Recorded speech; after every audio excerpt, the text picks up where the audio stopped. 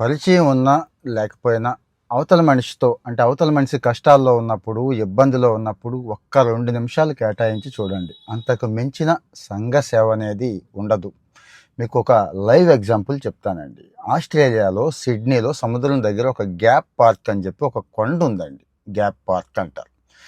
చాలామంది ఆత్మహత్యలు చేసుకోవాలనుకునే వాళ్ళందరికీ అది చాలా ఫేమస్ ప్లేస్ అన్నట్టు. ఆ కొండపైకి వెళ్ళిపోవడం, అక్కడి నుంచి దూకేయడం, ఇదే జరుగుతూ ఉంటుంది. ప్రతి సంవత్సరం కొన్ని వందల ఆత్మహత్యలు జరుగుతూ ఉంటాయి అక్కడ. ఒక ఆయనకు అనిపించింది, చాలా బాధపడ్డాడు. మనలాంటి ఆయనే, మనలాగే ఎక్కడో చదివాడు, ఆ గ్యాప్ పార్క్కి వెళ్ళాడు. అక్కడే నివాసం కూడా ఏర్పాటు చేసేసుకున్నాడు. ఆయన పేరు డాన్ రిచీ. ఈ రోజు కూడా బతికే ఉన్నాడు. 85 ఏళ్ళు ఆయనకి. ఆయన ఏం చేస్తాడో తెలుసా? ఆ కొండపైకి ఎక్కిన ప్రతి వాళ్ళని పలకరిస్తాడు. పని కట్టుకొని పలకరించి, రండి ఓ కాఫీ తాగుదాం, ఓ టీ తాగుదాం అని పిలుస్తాడు అనమాట. ఇంకేమండి అంతకు మించి. ఓకే, కాఫీ ఆఫర్ చేస్తాడు, టీ ఆఫర్ చేశాడు కదా అని చెప్పి వాళ్ళు వస్తారు, కూర్చుంటారు. ఇంకా గిన్సిలింగ్ లాంటివి కూడా ఏం పెట్టుకోడండి. మీకు కష్టం ఏమొచ్చింది, మీకు అదేమొచ్చింది, ఇదేమొచ్చింది, నేను తీర్చేస్తాను, నేను మాట్లాడతాను, నేను చేసేస్తాను, నేను చెందేస్తాను, ఇలాంటివి కూడా ఏం చెప్పడు. చక్కగా టీ తాగుతాడు. మీరేంటి, ఎవరు, మీ పేరేంటి, ఇట్లా జనరల్గా కొత్త మనిషితో మనం ఎలా పలకరిస్తాం అలా పలకరిస్తాడు, పంపించేస్తాడు, అంతే. ఆ మాత్రం పనికి ఆయనకి ఆర్డర్ ఆఫ్ ఆస్ట్రేలియా అని చెప్పి ఆస్ట్రేలియాలో అత్యున్నతమైన బిరుదండి. ఆ బిరుదు ఇచ్చారు ఆయనకి. విషయం ఏంటి అంటే, ఆయన ఇప్పటికీ కొన్ని వందల ప్రాణాలు కాపాడాడంట. కాపాడాడు.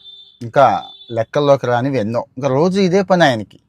అరే ఎలా కాపాడాడు? కూర్చొని టీకి పిలిస్తే అంత మాత్రాన కాపాడేసినట్టేనా అని మీకు అనిపిస్తుంది కదా? ఎస్, నిజమేనండి.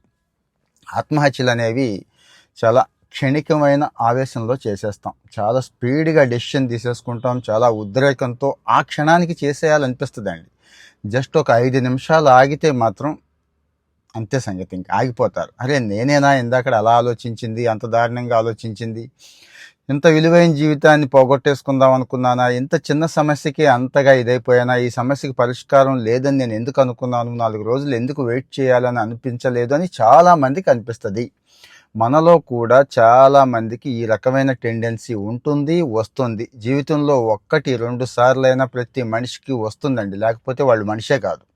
చుట్టూ పరిస్థితులు కూడా అంత ఘోరంగా ఉన్నాయి కాబట్టి. సో ఈ క్షణికమైన ఆవేశాన్ని 1-2 క్షణాలు, నిమిషాలు ఆపగలిగితే చాలు అంటున్నారు. మరి ఎవరో ఒకళ్ళు వచ్చి ఎప్పుడైనా మనల్ని ఆపే ప్రయత్నం చేస్తారని వెయిట్ చేద్దామా? మనమే ఒక 5 నిమిషాలు, 2 నిమిషాలు ఆలోచిద్దామా?